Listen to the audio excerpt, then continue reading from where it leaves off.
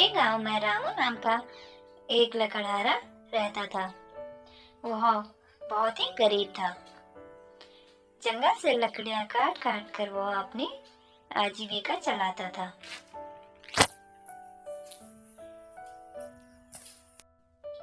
रामू की पत्नी सीमा स्वभाव से बहुत ही चिड़चिड़ी थी। जब भी रामू आराम करने बैठता था और रामू को कुछ न कुछ कठोर वचन कहकर उठा देती थी। फिर रामू और सीमा में दोनों में बहुत देर तक बहस हो जाती थी। रामू अपनी पत्नी के इस स्वभाव से बहुत ही परेशान रहने लगा। जब भी रामू थका हारा घर आता, उसकी पत्नी उसे अपने कठोर वचनों से हमेशा परेशान रखती थी।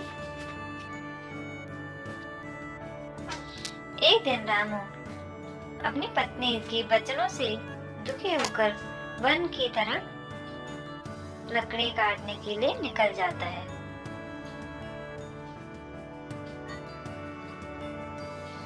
जैसे ही वो जंगल पहुंचता है, उसे एक हरा भरा पेड़ दिखाई देता है। वह उस पेड़ पर अपनी कुल्हाड़ी से एक दो बार वार करता है। तभी अचानक पेड़ बोलने लगता है, रुको भाई, मुझे मत काटो। तभी रामू घबरा जाता है और बोलता है, यह कौन बोल रहा है? मुझे तो इस जंगल में कोई भी दिखाई नहीं दे रहा है।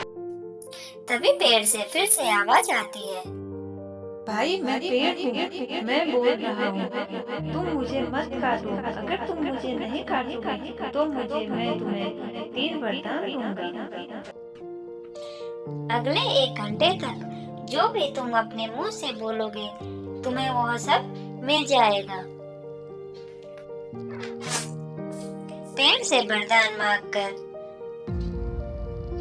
रामू लकड़हारा वापस अपने घर को निकल जाता है।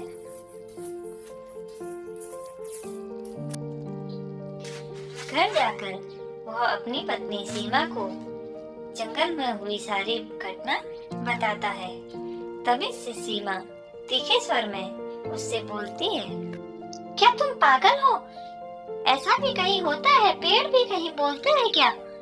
तुम पागल तो नहीं हो? रामू की पत्नी सीमा उसकी बातों पर यकीन नहीं करती है। तभी रामू बोलता है कि हे पहले वरदान, तुम मुझे एक कुछ अच्छा सा खाना दो। तभी वहाँ पर रामू के लिए अच्छा सा खाना प्रकट हो जाता है। यह देखकर रामू की पत्नी सीमा आश्चर्यचकित हो जाती है। वह फिर रामू को भला बुरा कहने लगती है। तभी फिर रामू बोलता है, तुम इतने कड़वा क्यों बोलती हो? तुम्हारी जुबान अगर बंद हो जाए तो अच्छा होगा। तभी उसकी पत्नी की आवाज एकदम से बंद हो जाती है। फिर रामू परेशान होकर बोलता है, हे भगवान, मैंने ये क्या बोल दिया? हे प्रभु, मेरी पत्नी की आवाज को वापस लौटा दो। कुछ देर बाद उसकी पत्नी की आवाज फिर से वापस आ जाती है।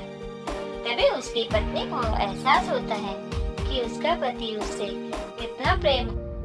वह मन ही मन सोचती है कि मैं अपने पति को कितना बुरा भला बोलती हूँ और मेरा पति मुझसे कभी भी नाराज नहीं होता है और ना ही ऊंचे स्वर में कभी बात करता है। मैं ही अपने पति को कड़वे वचन कहकर परेशान कर देती हूँ।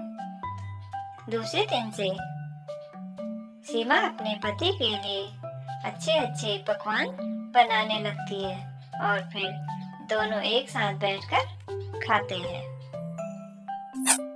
धीरे धीरे सीमा भी अपने पति से कड़वे वचन कहना बंद कर देती है और दोनों एक साथ अपने घर में आराम से रहने लगते हैं।